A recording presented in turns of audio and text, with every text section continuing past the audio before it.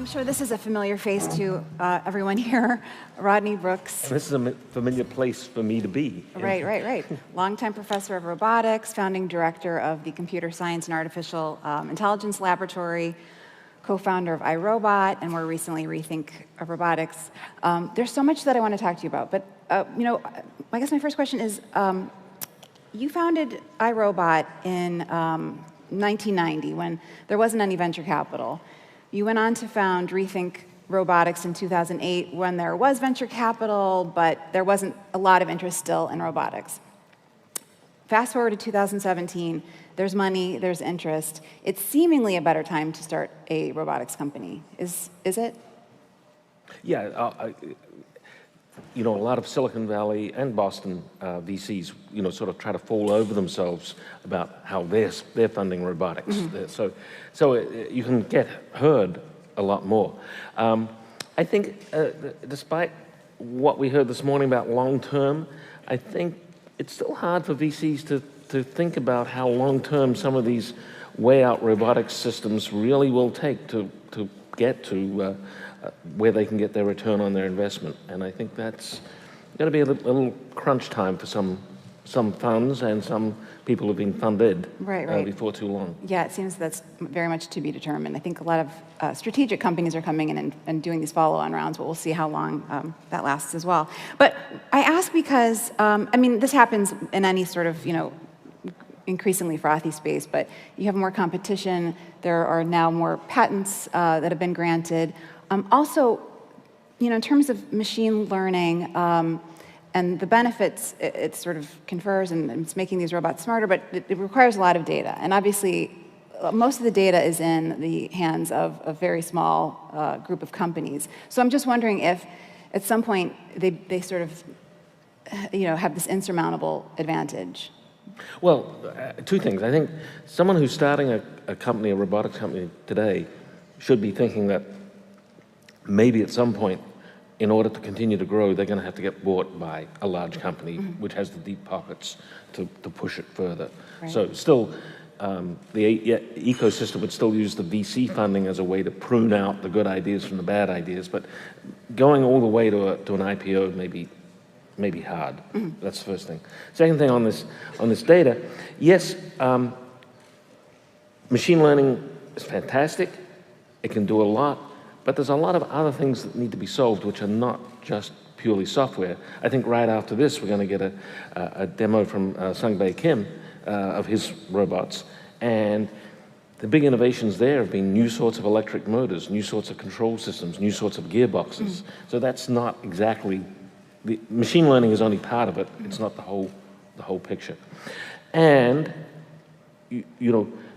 I now get calls and emails all the time from companies that specialize in making data sets for machine learning. So that's a new service out there that you can take advantage of. Well, I think that's interesting. It seems like there are opportunities for small companies. I'd heard somebody, maybe it was Andrew Ng, the former chief scientist at Baidu and co-founder of Coursera, talking about a company that makes like cabbage picking or inspecting robots. And he said, they probably have more data about cabbage than anyone in the world. And I thought, that's cool, but how scalable is that? I guess there's a lot of cabbage. There's a lot of cabbages. Yeah.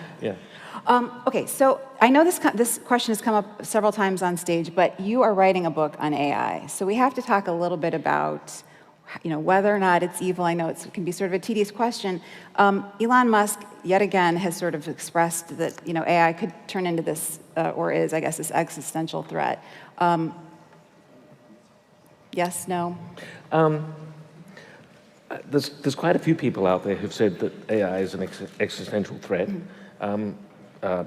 Stephen Hawking, the astronomer royal, whose name I forget right now, in Great Britain, has written a book about it. A few other people, and they share a common thread in that they don't work in AI themselves. Just saying.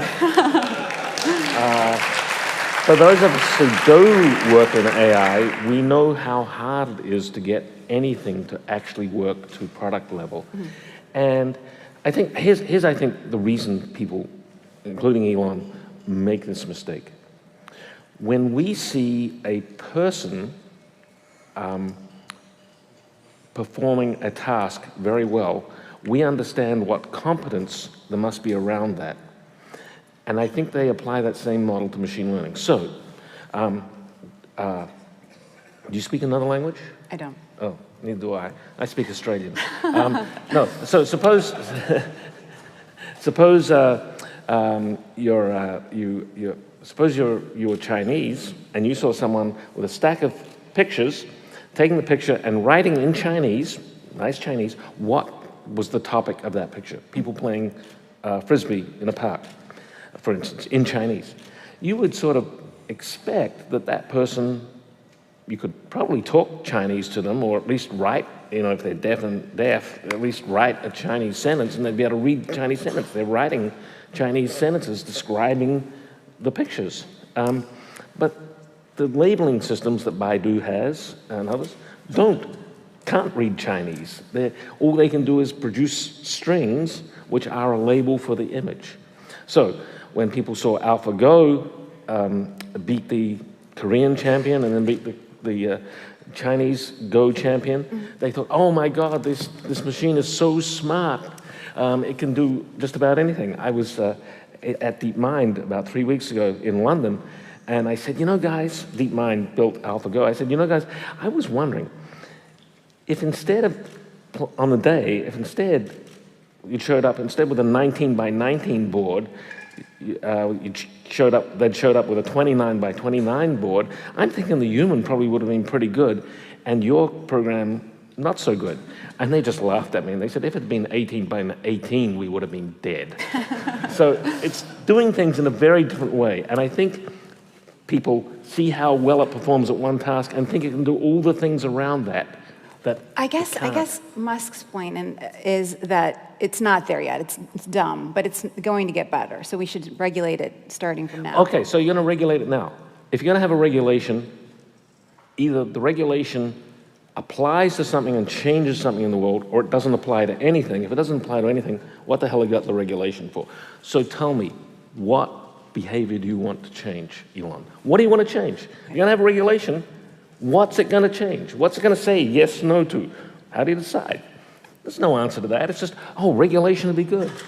I did want to ask, And by the way, yes.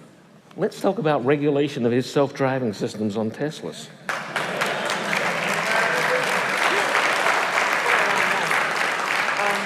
Because that's a real issue. Yes. Well, I think your writings on autonomous cars are so interesting. I mean, you raised so many great points. I'd seen you, I guess in some extensive blog you wrote this year, you were talking about this, the biggest concern with autonomous driving is that decision whether the car has to drive into a gaggle of baby strollers or elderly women walking, and you said, how often does that happen in real life? Yeah, well, but I think there are some actual ethical questions, and I think it's going to slow down the adoption of cars. I live just a few blocks from here. 3 times in the last 3 weeks, I have driven my car, followed every sign that's been up, and found myself at a point, this is in Cambridge Point, found myself at a point where I can either stop and wait for 6 hours or drive the wrong way down a one-way street. Okay, so should autonomous cars be able to decide to drive the wrong way down a one-way street if they're stuck? And if not, what if it's an Uber without a driver that someone called for their kid and they're taking their kid to school? It's a 14-year-old kid, and I think when we have these Ubers, we'll want to be able to talk to them. And so the kid, who's 14, says, no, go back along the street the wrong way. Is the Uber going to have an argument with the kid? Is the kid who's 14 allowed to drive the car by voice?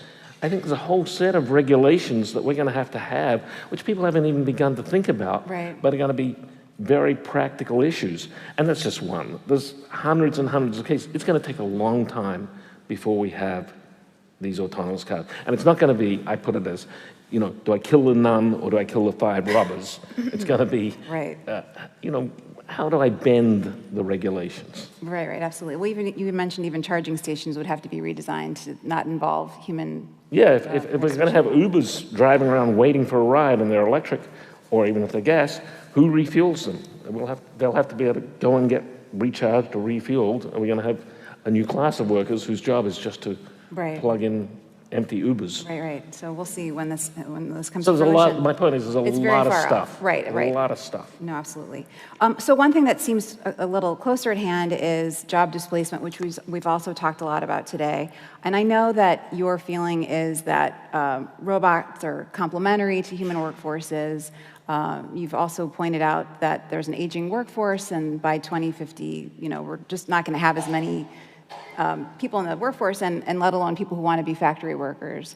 I guess, it's still indisputable that there are going to be jobs that are gone, especially in the service industry, which makes a huge... There'll be displacements, and they're very unpleasant for the people who get displaced, absolutely. I was wondering if you have any thoughts about jobs that are coming. Going back to Andrew Ng, I think he was half joking, but he talked about sort of like drone route optimizers and wind turbine technicians, and I thought that was sort of interesting. Yes, I think the role in factories, for instance, will shift from people doing manual work to people supervising robots. And,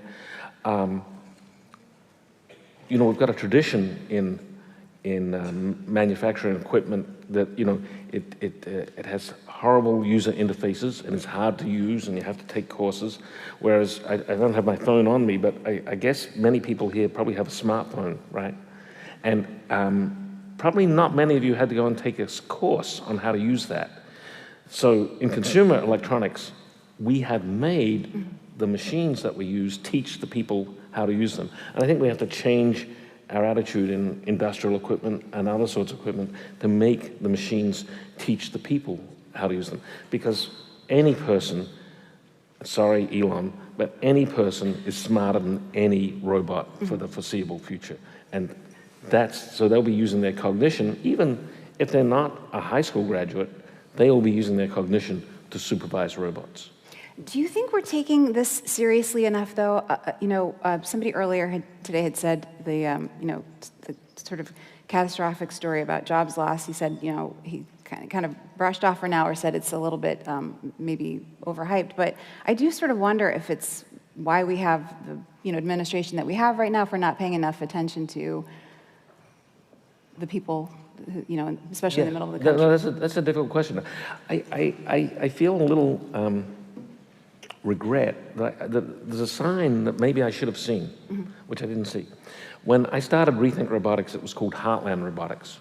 And I had just come off of spending 6 years being an advisor to the CEO of John Deere, and I'd visited every John Deere factory, and I could see the aging population. I could see they couldn't get workers to replace the aging population in places like Dubuque, Iowa. And so I started Heartland Robotics to build robots to help the Heartland. It's no longer called Heartland Robotics, and it's not called Heartland Robotics. It's started getting things like, so why didn't you just come out and call it Bible Belt Robotics? The people in the Midwest thought we were making fun of them by calling it Heartland Robotics. I should have, now, in retrospect, I should have thought about that a little deeper. I mean, there were lots of other comments too. Right. So it became Rethink Robotics. Well, sort of a related question. I'm wondering, and we didn't talk about this, but what do you think of the basic income idea? There are studies that say it's bad. There are studies that say it's good. I don't really know. As a social progressive, I would like to think that we should think that all people should have, shelter, electricity, Wi-Fi, healthcare.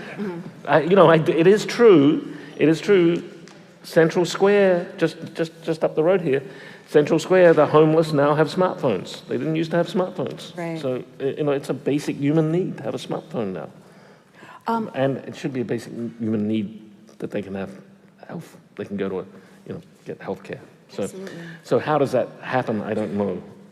Well, one interesting proposition I heard was basically using the money to pay people to go to school and to get educated, and then to sort of, the idea would be that they would eventually come back and contribute back to the tax base. Does that sound... I think we're getting out of my my comfort zone here. Right, okay. Well, let's talk about, I'm sorry about that. Let's talk a little bit about the importance of accessibility in robotics. I mean, obviously, that was the whole point of Baxter and Sawyer. What's the next product that's going to come out of your company? Oh, my company's dedicated to robots for factories and fulfillment. So that's the sort of things we're going to do. But taking up from Gil Pratt, who was on stage a little while ago, I think there's going to be tremendous pull for robots that help the elderly retain their independence and their dignity. Two things. They're both important to people, independence and dignity. And so, however robots can help people stay in their homes longer, I think is going to be important. So I use my own mother as an example. She probably could have stayed in her home longer, for maybe up to 3 years, if she'd had a device which could help her get into and out of bed independently. When she couldn't do that anymore, she had to go into managed healthcare, lose her home, etc. So machines, robotic machines that could do things like that, I think there'll be a real pull as we go through this demographic inversion, which is really coming down the line. Right. How far away do you think that is? I'm sort of thinking about this from a selfish standpoint. Well, I know I'm going to be affected. If we look, you can look at the charts. The number of retirees is going to change dramatically in the next 15 years, and especially if we're saying we don't want those immigrants to be here, there's going to be less and less people who can help people while they're in their homes, and so that's got to be through some sort of mechanization. I view a level 2 car, level 2 meaning driver assist features, as an elder care robot, because it lets the elderly retain their independence of being able to drive longer, because they can drive safely even as they lose some of the ability to sense what's going on, because they're getting warnings or auto braking or other sorts of things. So it won't necessarily be the humanoid robot. There'll be robotic technology which helps people in those two aspects, dignity and independence. And are you, I suppose you wouldn't, is there any way that you would start making, I mean, Rethink is very squarely focused on industrial robots. You're not interested in getting into a completely separate field here. I mean, I've just heard you talk about elder care quite extensively. I think it's a big deal, but it's not what this current company does. Yeah. Just like I was at iRobot as CTO, but it didn't make sense for iRobot to start building robots for factories. Right. Yeah. You have worked with so many roboticists, including many who are here right now. What are sort of the companies that you're tracking right now that you think are the most interesting? That you think, if I hadn't done Rethink Robotics, I would have potentially pursued this? Well, I'm not going to give an explicit answer, but here's what, I've had successes. I've actually had, no one talks about my failed companies, which I've had too, but what I think about now is, I'm a robotics guy, so every problem that I think I can solve has a robotics solution. But what are the sorts of things that are important to humankind, which the current model of either large companies investing in or VCs investing in are not going to lead to a solution? So, for instance, plastics in the ocean. Incredible problem. It's getting worse and worse. It's contaminating our food chain. But it's the problem of the commons. Who is going to fund a startup company to get rid of plastics in the ocean? There's lots of different aspects of plastics. There's got to be not one solution, but probably 10 or 15 solutions for different aspects of it. Who's going to fund that? Because there's no business model for who's going to pay for it down the line. So I'm more interested in trying to find places where robotics can help the world, but there is no current way of getting it, the research or the application funded, and then seeing what I could do to help that. Right. Well, we so appreciate your coming here, and you spoke at our event in New York a couple of months ago.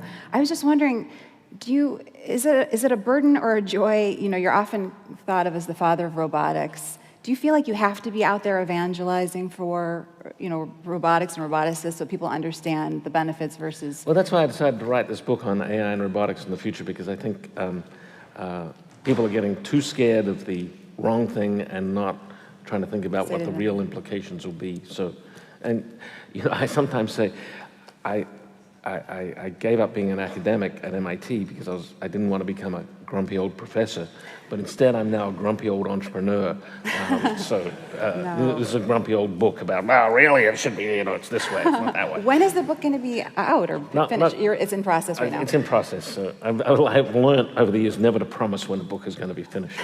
Great. Well, I'm already looking forward to it. Thank you so much, Rodney. Thank you. Really enjoyed. Thank you.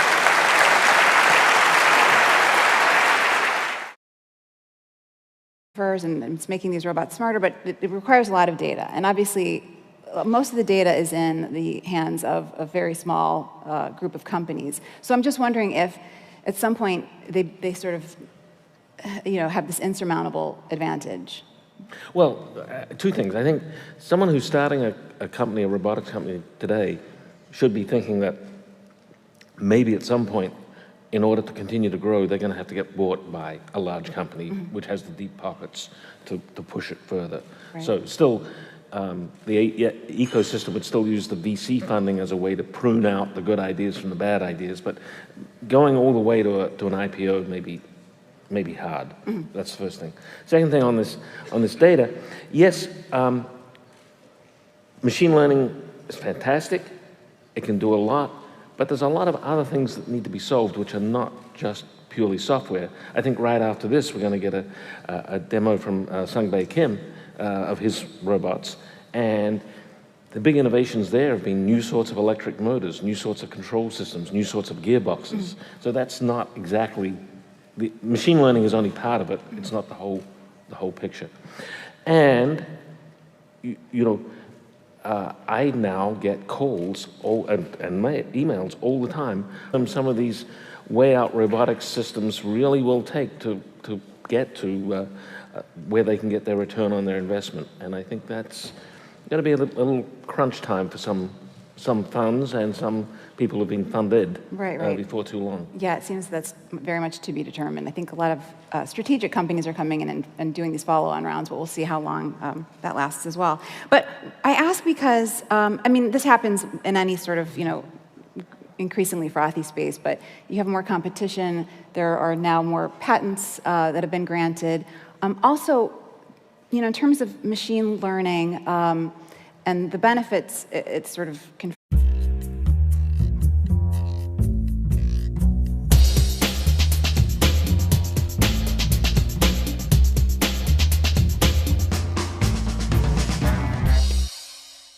So I'm sure this is a familiar face to everyone here, Rodney Brooks. And this is a familiar place for me to be. Right. Longtime professor of robotics, founding director of the Computer Science and Artificial Intelligence Laboratory, co-founder of iRobot, and more recently, Rethink Robotics. There's so much that I want to talk to you about, but I guess my first question is, you founded iRobot in 1990 when there wasn't any venture capital. You went on to found Rethink Robotics in 2008 when there was venture capital, but there wasn't a lot of interest still in robotics. Fast forward to 2017, there's money, there's interest. It's seemingly a better time to start a robotics company. Is it? Yeah, a lot of Silicon Valley and Boston VCs, sort of try to fall over themselves about how they're funding robotics. So you can get heard a lot more. I think, despite what we heard this morning about long term, I think it's still hard for VCs to think about how long term